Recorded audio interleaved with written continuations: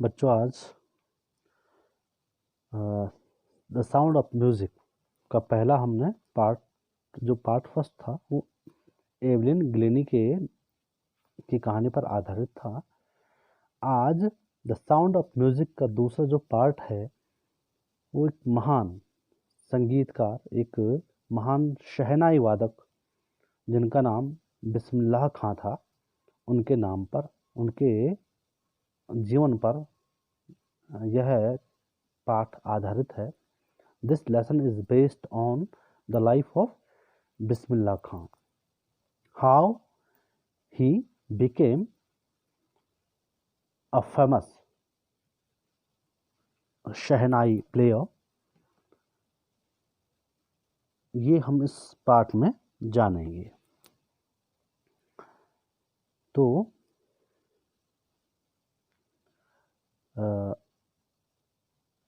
यहाँ से आप विभिन्न चित्र देख रहे होंगे विभिन्न वाद्य यंत्रों को बजाने वाले। जो लास्ट में फोटो है वो आपके बिस्मिल्लाह खां साहब की है, जिनके बारे में हम इस पाठ को पढ़ रहे हैं।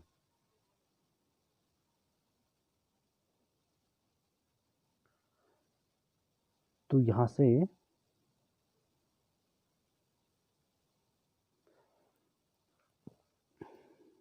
शुरू है। Emperor Aurangzeb banned the playing of a musical instrument called pungi. Sometimes it is also pronunciated as Pangi. आप पुंगी या पंगी जो भी इसको उच्चारित करें, दोनों सही हैं। In the royal residence for it had a shrill unpleasant sound. Pungi became the Zandic name for reeded noisemakers. Few had thought that it would one day be revived. A barber of a family of professional musicians who had access to the royal palace decided to improve the tonal quality of the pungi. He chose a pipe with a natural hollow stem that was longer and broader than the pungi and made 7 holes on the body of the pipe. When he played on it, closing and opening some of these holes, soft and melodious sounds were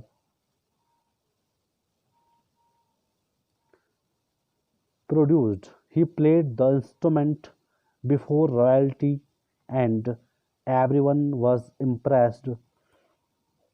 The instrument, so different from the pungi, had to be given a new name.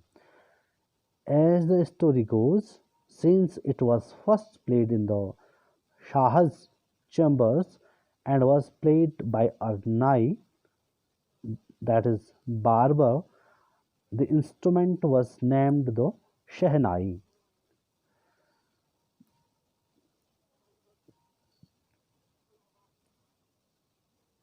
तो बच्चों, आपने Aurangzeb, you must have heard the name of Aurangzeb, a Mughal emperor, एक मुगल सम्राट औरंगजेब, जो कि अंतिम महान शासक माना जाता है मुगल वंश का। भले इसके बाद और भी आए, लेकिन वो ज़्यादा प्रसिद्ध नहीं रहे। तो औरंगजेब का जिक्र क्यों हुआ है, ये तो हम जब पढ़ेंगे तब पता लगाएंगे। तो एम्परर औरंगजेब बैंड मीन्स होता है प्रतिबंध लगाया। बैंड मीन्स प्रतिबंध लगाना, बैंड मीन्स प्रतिबंध लगाया। सम्राट औरंगजेब ने प्रतिबंध लगाया the playing of a musical instrument called pungi. पुंगी नामक वाद्य यंत्र, संगीतमयी वाद्य यंत्र को बजाने पर औरंगजेब ने रोक लगा दी, जिसका नाम है पुंगी या पंगी, कुछ लोग इसको पंगी उच्चारित करते हैं। In the royal residence for, कहाँ, रॉयल रेजिडेंस यानी राजसी जो आवास होते हैं, यानी राजा का जो दरबार होता है या राजा जहाँ निवास करते हैं उसके इर्द गिर्द के जितने भी रेजिडेंस हैं वहाँ पे पुंगी को बजाना औरंगजेब ने बंद कर दिया था, इस पर रोक लगा दी थी। अब क्यों लगाई होगी? बिकॉज, फॉर मीन्स कारण, it had a shrill unpleasant sound, क्योंकि इसकी तीखी और असुखद आवाज़ थी। जो पंगी थी इससे जो आवाज़ आती थी वो बहुत तीक्ष्ण आवाज़ आती थी, तेज आवाज़ आती थी, जो कि कानों को भेदती थी और जो बहुत खराब लगती थी। Pangi became the generic name, generic name कहते हैं विभिन्न वाद्ययंत्रों के एक सामूहिक नाम को। For readed noise makers, readed कहते हैं, रीड कहते हैं नरकुल, नरकुल मीन्स आपने रिंगाल सुना होगा, जिसके हम हमारे गांव में जिससे कंडे बनते हैं या टोकरियां बनती हैं, तो रिंगाल सुना होगा। तो रिंगाल जाति के, रिंगाल की जैसे बांस है, रिंगाल है, नरकुल एक ही प्रजाति के क्या हैं, ये पेड़ पौधे हैं जिनसे क्या बनाई गई थी, पुंगी नामक वाद्य यंत्र बनाया गया था। नॉइज मेकर्स, शोर करने वाले। फ्यू हैड थॉट दैट, बहुत कम लोगों ने सोचा होगा कि इट वुड वन डे, यह एक दिन, बी रिवाइव्ड, इसका पुनर्जन्म होगा। कुछ ही लोग होंगे जिन्होंने, ना के बराबर हम कह सकते हैं कि there were few person, few people who thought that it would be revived one day, कि इसका जो पुनर्जन्म होगा वो एक दिन होगा, किसी ने ऐसा नहीं सोचा था।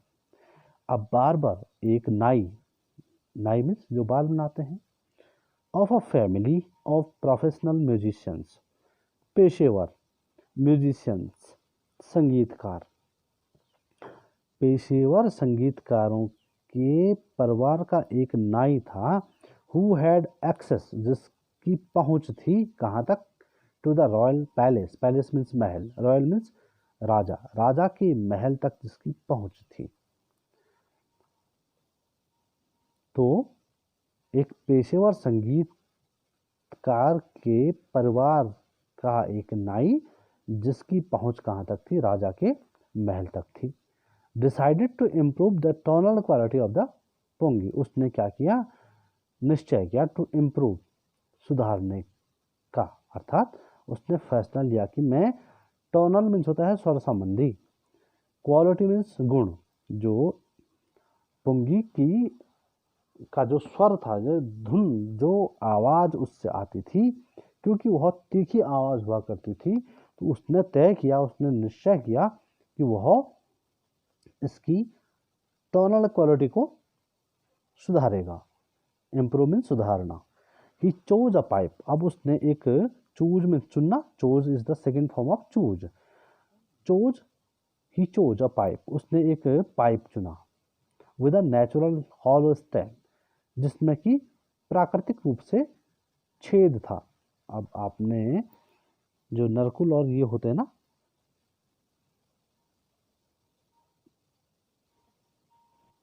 इस तरह का बेलनाकार होता है वो, और स्टेम जो होता है, स्टेम उसके दोनों ओर से छेद, खोखला जैसे पाइप होता है, दोनों ओर से खोखला है, उसके अंदर से कोई भी चीज़ हम इधर से उधर तक डाल सकते हैं। तो ऐसा ही उसने एक क्या किया, एक पाइप को चुना जिसमें कि प्राकृतिक रूप से क्या बने थे, जिसके तने पर क्या थे, प्राकृतिक रूप से छेद थे।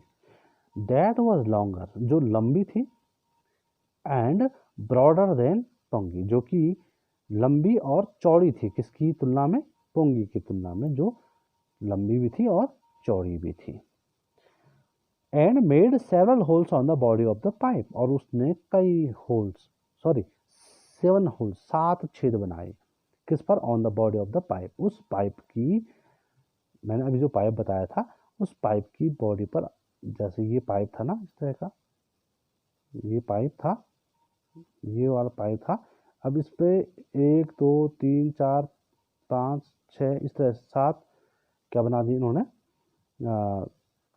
चलो बड़ा चित्र बनाते हैं इस तरह से, इस तरह से ये बेलनाकार हो गया। अब इस पे ऊपर से इसने क्या किया, 1 2 3 4 5 6 और 7, ये 7 इसने छेद बनाए इसके ऊपर से। तो क्या हुआ फिर, when he played on it, जब उसने इस पर खेला, और खेलने का अर्थ है जब उसने उससे बजाया, यहाँ प्ले मीन्स खेलने में होता है, बजाने में होता है। Closing and opening some of the holes, कुछ छेदों को उसने बंद किया और कुछ छेदों से उसने अपनी उंगली को हटाया। सॉफ्ट एंड मेलोडियस साउंड्स वर, मुलायम और सुरीली यानी मधुर, यहाँ पे सॉफ्ट मीन्स मधुर, और सुरीली आवाज वर प्रोड्यूस्ड उत्पन्न हुई। प्रोड्यूस मीन्स पैदा होना है, उत्पन्न होना। तो क्या हुआ, जैसे ही उसने इन 7 छेदों में से किसी पर उंगली रखी, किसी पर उंगली नहीं रखी, यानी उंगली को ऊपर किया, और जब उसने इस पर फूंक मारी तो क्या हुआ, एक धुन, सुरीली धुन पैदा हुई। He played the instrument before royalty, अब उसने इस वाद्य यंत्र को बिफोर रॉयल्टी, राजसी महल के या राजाओं के सामने उसने क्या किया, बजाया। एंड एवरीवन वाज इम्प्रेस्ड, और प्रत्येक जो भी दरबारी और राजा थे, उन्होंने जैसे ही इस वाद्य यंत्र की धुन सुनी, सारे बहुत प्रभावित हुए। इम्प्रेस मीन्स होता प्रभावित होना। The instrument so different from the Pangi, यह जो वाद्य यंत्र था यह पुंगी से इतना ज़्यादा भिन्न था, इतना ज़्यादा अलग था, had to be given a new name, वह इतना भिन्न था, इतना अलग था पुंगी से कि उसको एक नया नाम दिया गया। एज द स्टोरी गोज, जैसे कि कहानी कही जाती है, since it was first played in the साहत चैम्बर्स, क्योंकि सबसे पहले, सिंस मीन्स क्योंकि, इसको सबसे पहले बजाया गया था इन द साहत चैम्बर्स, शाह के शाही महल में इसको सबसे पहले बजाया गया था। एंड वॉज प्लेड बाय अ नाई, और किसके द्वारा बजाया गया था इसको, एक नाई, जिसको अंग्रेजी में बार्बर कहते हैं, उन्होंने बजाया था इसको।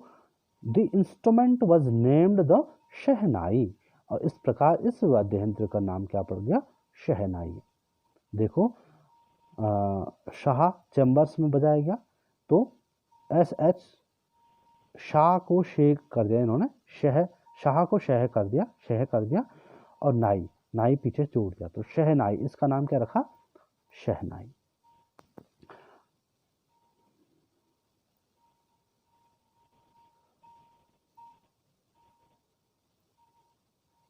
ये देखो आप, ये पंगी है और ये क्या है, शहनाई है। एक और पढ़ लेते हम। The sound of the shehnai began to be considered auspicious, and for this reason it is still played in temples and is an indispensable component of any North Indian wedding. In the past, the shehnai was part of the Naubat, or traditional ensemble of 9 instruments found at royal courts. Till recently, it was used only in temples and weddings. The, the credit for bringing this instrument onto the classical stage goes to Ustad Bismillah Khan. The sound of the shehnai began. शहनाई की आवाज़, जो शहनाई की आवाज़ थी began to be considered auspicious, मांगलिक, शुभ। शहनाई की आवाज को अब समझा जाने लगा, क्या समझा जाने लगा? शुभ। शहनाई की आवाज को अब शुभ या मांगलिक माना जाने लगा। एंड फॉर दिस रीजन, और इस कारण से, it is still played in temples, यही कारण है कि अभी भी यह मंदिरों में बजाई जाती है। एंड इज एन इंडिस्पेंसेबल, एक बहुत महत्वपूर्ण कंपोनेंट, अंग of any north Indian wedding. उत्तर भारतीय लोगों की जब शादियां हुआ करती हैं तो उसमें यह एक बहुत महत्वपूर्ण वाद्य यंत्र होता है। इन द पास्ट, प्राचीन समय में, this shehnai was part of the नौबत। शहनाई नौबत मीन्स होता है 9 वाद्य यंत्र। ट्रेडिशनल एंसेम्बल, पारंपरिक जो समूह होता है ऑफ 9 इंस्ट्रूमेंट्स का, 9 वाद्य यंत्रों के समूह को नौबत कहा जाता है, और नौबत में शहनाई को भी रखा गया। फाउंड एट रॉयल कोर्ट्स, यानी राजसी राजा के दरबार में जो 9 वाद्य यंत्र बजाए जाते थे, जिनको नौबत कहा जाता था, उसमें एक महत्वपूर्ण वाद्य यंत्र था शहनाई। Till recently it was used by only in temples, अभी हाल ही में यह केवल टेम्पल्स, मंदिरों में और वेडिंग्स में, यानी शादी समारोह में बजाई जाती थी। द क्रेडिट फॉर ब्रिंगिंग, यानी क्रेडिट मीन्स श्रेय, फॉर ब्रिंगिंग लाने का या ले जाने का, दिस इंस्ट्रूमेंट, इस वाद्य यंत्र को, on to the classical stage, शास्त्रीय मंचों पर ले जाने का, इस वाद्य यंत्र को शास्त्रीय या उच्च कोटि मंचों पर ले जाने का श्रेय उस्ताद बिस्मिल्लाह खां को जाता है। तो आपने देखा कि यहाँ से उस्ताद जो बिस्मिल्लाह खां हैं, उनकी कहानी अब शुरू होगी। यहाँ तक हमने जो शहनाई है, शहनाई से पहले पंगी या पुंगी थी, और उसके बाद उसकी टोनल क्वालिटी में इम्प्रूव एक नाई ने किया, और उसने एक शाह के दरबार में या शाह के महल में या राजा के महल में इसे बजाया। तो इसका नाम, चूँकि इसकी जो आवाज़ थी, धुन थी, वह पंगी अथवा पुंगी से बहुत अलग थी, इसलिए उसका एक नया नाम शहनाई रखा गया। और प्रारंभ में इसको टेम्पल्स यानी मंदिरों में और शादी समारोह में बजाया जाता था, लेकिन इसको आगे लाने का जो श्रेय दिया जा सकता है, वो दिया जाता है उस्ताद बिस्मिल्लाह खां को। तो आगे हम उस्ताद बिस्मिल्लाह खां के बारे में पढ़ेंगे। आज इतना ही बहुत है।